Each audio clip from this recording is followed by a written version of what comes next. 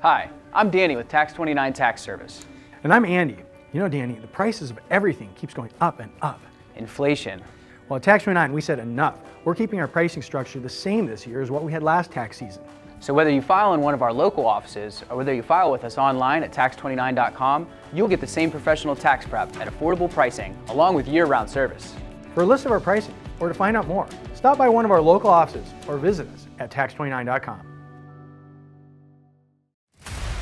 What's the real story? How did all of this come to be? Was it all by chance, or did something or someone design everything?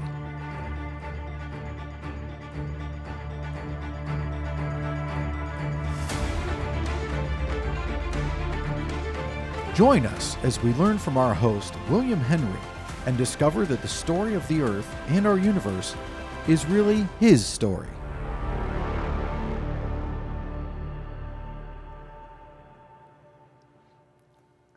Welcome to Discovering His Story. I'm Bill Henry. I'm your instructor on this program produced by YCTV. In this program, we seek to show where the biblical record and the secular record of history come together and what influences they had on one another.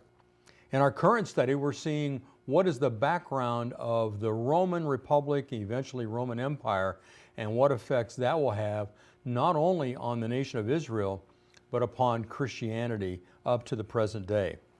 The last time, as we said, we're looking at, in this ancient times period, at the Roman Republic, and we looked last time at the establishment of the Republic. We saw the different bodies that were a part of the government, Senate being the primary legislative body where most of the power rested, but that the Senate really gave some of the executive branch power to its censors and to consuls, but had it divided up so much, and the time-wise was different, so that no one person could gain a lot of power.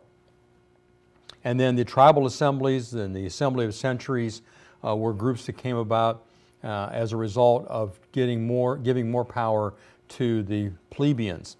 The 10 tribunes, of course, came out of that. Well, as I mentioned last time, there was a struggle within the Republic because of the ebb and flow of power that went back and forth between these different parts of the government. And that was a result of what happens so often in empires, and that is that when wars are being fought, and there were many enemies of Rome within Italy, and wars continued to be waged against them, and that necessitates reliance upon the plebeians who provided the soldiers for those wars, and that in turn they then in turn desired a greater share in the government and society. And so the concession was that a council of plebeians could pass resolutions called plebiscites. These plebiscites were not binding on the patricians, but they were resolutions that they could pass. They felt like at least they were having a part of government. The council, then, this council of plebeians could elect 10 tribunes with veto power over unjust acts of the patrician officials. This, at least in some ways, seems to be a greater level of authority, because anything that the patricians passed, these tribunes could veto, which simply means says no. That is not going to be a law. The patricians were forced to commit Roman law to writing, and none of this. Well, the law says, oh yeah, well, who says that the law says that? It's got to be in writing. And so the law of 12 tables was initiated. And this law of 12 tables hung in the Roman Forum, the center of government, so that anyone could go and see it. Anyone could point to it and say, see, that's what the law says. It's something that's very important for any just ruling of people. I'll give you a few of the laws that are kind of interesting. One of them was that no person was beyond the law. So often in different countries, different governments, we have people that seem to think that they're above the law, that the law doesn't apply to them. And very often these are the rulers, the kings, the monarchs, dictators. But as a part of the law of 12 tables, no person was beyond the law or above the law. So even senators had to conform to the law. This is an interesting provision. No judicial decision could be made after sundown. Think about that. What would be the reason behind that? Well, this was designed to prevent any person from being tried without the communities being aware of the proceedings. Everything has to be done in full daylight. By the way, I don't know if they got the idea from the Romans, but Jewish law had the same provision at the time of Jesus. Here's one that most parents have probably used. The most recent law is the one in force. Have you ever had that happen? Where your child come up and wants something and you say, no, we already established a rule about that. Yeah, but the rule used to be, doesn't matter what it used to be, the most recent law is the one that's in force. Also, if you talk to your mother first, don't bother talking to me.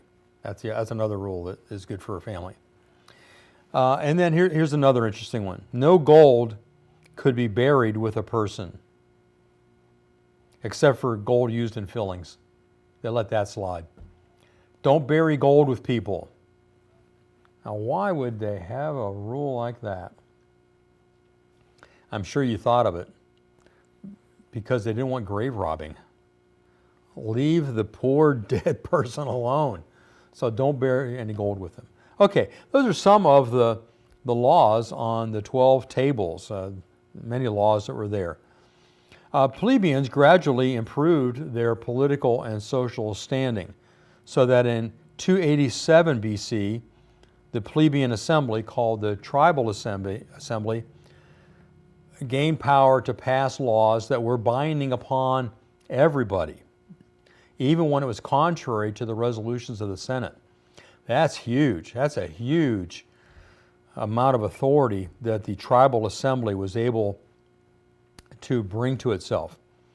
And as plebeians and patricians became equal, a new distinction developed between rich and poor. It was no longer just a patrician plebeian, because sometimes the plebeians were gaining wealth and all of them were seen as equal. Well, let's look out to the Mediterranean. Around 600 BC, the Etruscan kings began to rule Rome, as we have seen. The Romans overthrow the Etruscan king in 509 BC and founded a republic, a government in which citizens elect leaders. Not a direct democracy, but a republic. And so they had said, we want no more king, we want a republic. And that's the government in which we now find ourselves as we're looking at Rome. The city of Rome began to move outward. There were some significant events that occurred prior to that, as in 509 BC, after over 100 years of rule by the Etruscans, the Romans overthrew the monarchical system, established a republic, which we've looked at. Rome was destroyed by the Gauls in 390 BC. While the Senate debated whether to build the city in another location, a group of soldiers marched nearby. A centurion gave the order to halt, adding, "We might as well stay here." Well, the senators took it as an omen, and so they stayed and rebuilt the city on that spot. By 338, they had conquered the Latin League. By 270 BC, about 50 years after the death of Alexander the Great, all of the Greek cities of southern Italy belonged to Rome. Greek colonists had called for help against Rome from the Greek king Pyrrhus. who was a relative of Alexander the Great.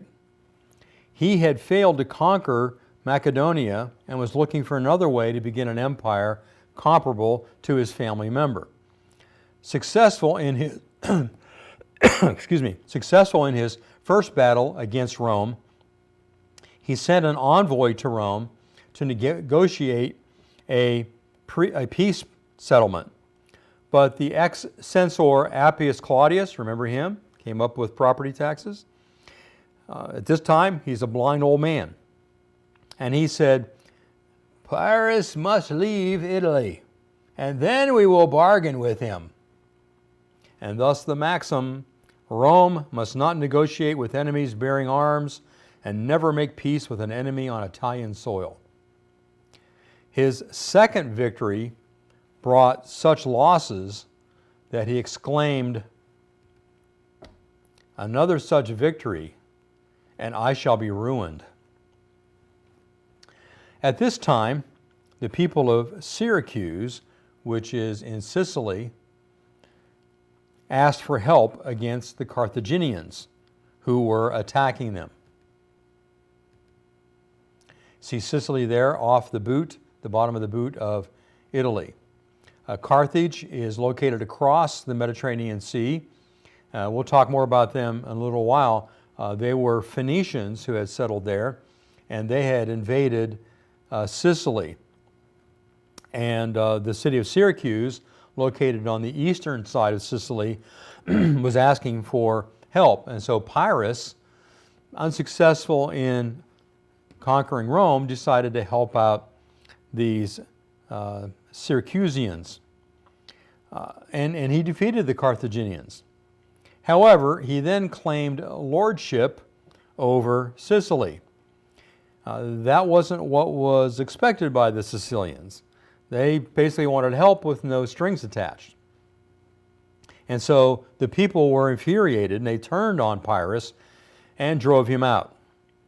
Once more, he returned to southern Italy, where he was defeated by the Romans, forcing him to return to Epirus in 257 BC. Rome very intelligently pursued a policy of ruling with mercy and fairness over the conquered peoples of the Italian peninsula. To many were granted Roman citizenship, to others a great deal of local independence. Tribute was not demanded, but troops were. And so not demanding tribute meant that people weren't upset about taxes. Demanding troops meant that you're integrating people that you conquered into the armies of conquerors, and they become part of that. And so they become invested in maintaining peace and in conquering themselves.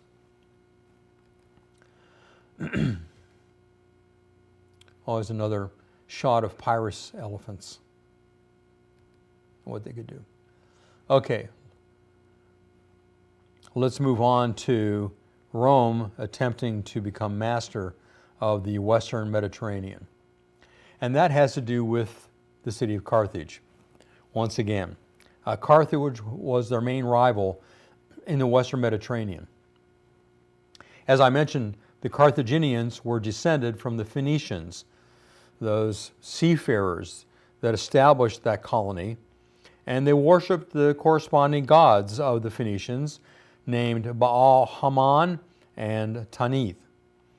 Added to their traditional gods were Melkart, which means key of the city, Eshmun, who is the god of wealth and health, and a host of others. Living children were sacrificed to Baal Haman, as many as 300 in a day, by placing them upon the inclined and outstretched arms of the idol and rolled off into the fire beneath. Their cries were drowned in the noise of trumpets and cymbals. Their mothers were required to look upon the scene without moan or tear, lest they be accused of impiety and lose the credit due them from the god. The Carthaginian Empire included the North African coast, southern Spain, Sardinia, Corsica, and part of Sicily. The Carthaginians, being Phoenicians, sailed, I believe, out into the Atlantic. They appear to have sailed down along the coast of Africa, and if this coin is any indication, this coin appears to have a map on the bottom underneath the feet of the horse. They may have even sailed to America. As this person interprets the map, you can see the Mediterranean. That's what they're most familiar with. In Europe above, Britain way up there, but then far out to the left is another body. It's either America or Atlantis. Take your pick. But being great sailors, I have no doubt that they could have certainly sailed to America. Now, there were some major differences between Carthage and Rome. Carthage obviously was superior on the water. Rome was superior on land. Carthage had to rely largely on mercenary troops. They had to pay foreigners to fight for them, whereas Rome used native troops, many of which were incorporated from tribes they had conquered, but still they were considered Romans. The wars that took place between Carthage and Rome are called Punic Wars. Punic is the Latin for Phoenician. The first Punic War against Carthage took place from 264 to 241 BC. The cause of that was control over Sicily. The major events of the war had to do with Rome's naval tactics. They had to find a way to combat the superiority of the Carthaginians at sea. The Roman ships were not the equal of the Carthaginian ships. So they had to find a way to use their strength to an advantage. Their strength was their soldiers, but their soldiers are on their ship, and how do you use them against another ship? Well, they came up with an idea. They came up with the spiked tip plank. This was a large plank with a spike on the end of it, and when they get close enough to a Carthaginian ship, they would let it go. The spike would attach itself in the Carthaginian ship, and then the Roman soldiers can run across the plank and do what they did best: fight. So the last 9 years of the war were relatively quiet until a number of Roman citizens voluntarily presented to the state a fleet of 200 men of war carrying 60,000 troops. So with that now, they're able to catch the Carthaginian fleet unprepared off the west coast of Sicily, and so overwhelmed it that Carthage sued for peace in 241. The results were that Rome gained Sicily. Secondly, Carthage was forced to pay for Roman losses. Rome was nearly bankrupt by the war, and Carthage had to pay an annual indemnity of 440 talents for 10 years. Thirdly, all Carthaginian restrictions on Roman trade were withdrawn. They had kind of tried to enforce no trading with Rome policy. So those were the results of this war. Rome is the winner, but things are not entirely concluded. Next occurs the War of the Mercenaries. So at some point, the Carthaginians refused to pay their mercenaries. The mercenaries are the soldiers that they had hired, and 20,000 mercenaries were upset at not being paid by the Carthaginians. After all, the Carthaginians lost, and now they got to pay Rome, and they also got to pay the soldiers they hired. They can't do both. So these 20,000 mercenaries attacked the weakened Carthage in what's been called the War of the Mercenaries. Their former general, Hamilcar Barca, which means he whom Melkart protects, plus lightning, was called upon to defend the surrounded city. So Hamilcar Barca is defending Carthage.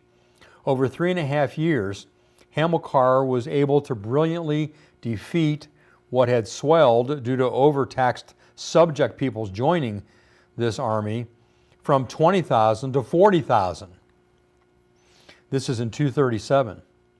In the meantime, Rome occupied Sardinia, which Carthage protested. To avert war, Carthage was required to pay an additional 1,200 talents and surrender both Sardinia and Corsica. You see there on the map to the west of Italy, Sardinia and Corsica. Corsica, by the way, you may remember, it was the birthplace centuries later of Napoleon Bonaparte. And it's the namesake for the town I grew up in. Yeah, named Corsica. There's a sign right outside the village limits that tell you that. Well, Hamilcar was trying to defend Carthage. So now he goes to put out another fire. He took troops to Spain to attempt a recovery of power for Carthage there. And so from 238 to 229, he is in Spain trying to extend Carthage rule in the Iberian Peninsula. But this then brings about the Second Punic War from 218 to 201 BC. In 219 BC, Carthage attacked a Roman ally in Spain. Rome responded by sending one army to Spain and another to Carthage. Well, so this Carthage expansion into Spain has caused Rome now to respond. Now, during the First Punic War, Carthaginian commander Hamilcar had brought his 9-year-old son to the altar of Baal Haman, making him swear to someday revenge his country against Rome. That boy's name was Hannibal, and he never forgot his promise. Following the battle death of his father, Hamilcar, and the assassination of his brother-in-law, the 26-year-old Hannibal, which means grace of Baal, was elected the army's leader. Hannibal decided to challenge Rome, not by sailing across directly to Rome, but by crossing the Ebro River, which was considered the border between Carthaginian and Roman territories, and then crossing the Pyrenees Mountains, which are here in the between what is now France and Spain, crossing through resistant Gallic territory, the Gauls, crossing the Rhone River, and crossing the Alps Mountains in order to enter the Italian peninsula. That's a long way to go around for a surprise. He began with 50,000 infantry and 9,000 cavalry, mostly Spaniards and Libyans, but lost 10,000 through desertion and release at the perceived difficulty of the quest. So Hannibal is going to go all the way up through present-day France, down through the Alps. Oh, and by the way, he's going to take elephants with him. Now, I don't know how much you know about elephants, but you don't usually find them in mountains. And yet, elephants were great war weapons. They were like tanks in a war. And so he was determined to take these elephants with him, even through the mountains of the Pyrenees, down through the Alps. Their feet just aren't made for mountains. You know, oftentimes they would slip on the slippery surfaces on the ice and fall to their deaths, or they would die of disease, of cold. And it seemed like a fool's game to even try, but that was Hannibal's idea. So he crossed the Alps, invading Italy from the north with his elephants. Well, he lost about half of his men. He reduced his army then to 26,000, and he lost most of his elephants. One report I read said he only had one left. Others say that he had more than one, but certainly greatly reduced. And on top of that, Hannibal developed an eye infection that caused him to lose sight in one eye. However, Hannibal did surprise Rome. They never expected to see an army of with elephants coming down out of the Alps. And for the next 15 years, Hannibal gained many victories on the Italian peninsula. However, even though he was able to defeat the Romans time after time, he was never able to conquer the city of Rome itself. And so, after defeating the Romans, the Romans decided that they needed two new consuls to rule. And so they elected two new ones to lead the Roman forces. One of them, Flaminius, pursued Hannibal with the understanding that Servilius, the other consul, would join him the next day. So Flaminius came up with a strategy to entrap Hannibal between himself and the expected Servilius. He was so confident of victory that Flaminius brought along slave traders with fetters and chains for the prospective prisoners whom he hoped to sell. As Flaminius moved his force of 30,000 along a path just north of Lake Trasimene, he could not see what Hannibal was doing because of early morning fog. As the Roman forces caught up with and then engaged the Carthaginians in battle, there was a loud trumpet call. Out of the mist galloped the Carthaginian cavalry, which had been waiting on nearby hills. The Roman forces, unable to see what was happening and hampered by the terrain, were unable to maneuver their forces to meet the attack. They were caught by Hannibal's trap. By the time Servilius arrived with his army, Flaminius and his men were dead. Following the debacle at Lake Trasimene, Fabius Maximus was chosen as dictator for a 6-month absolute rule. Fabius decided to harass Hannibal rather than face him in open battle, and was able to prevent Hannibal from obtaining food supplies.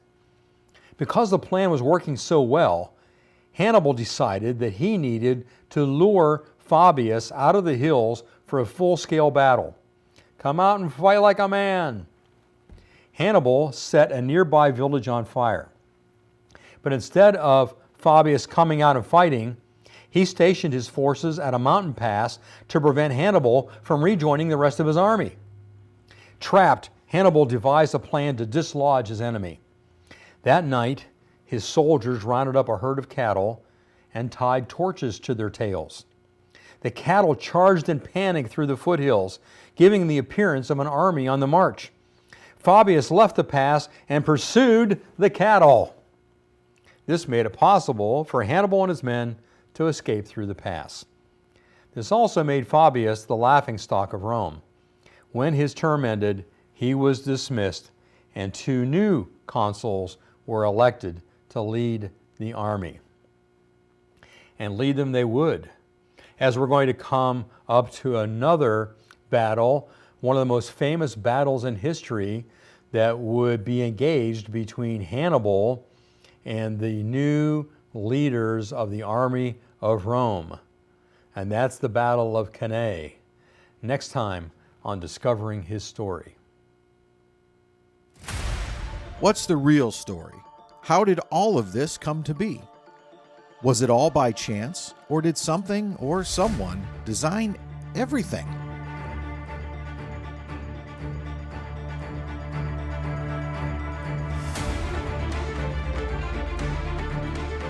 Join us as we learn from our host, William Henry, and discover that the story of the Earth and our universe is really his story.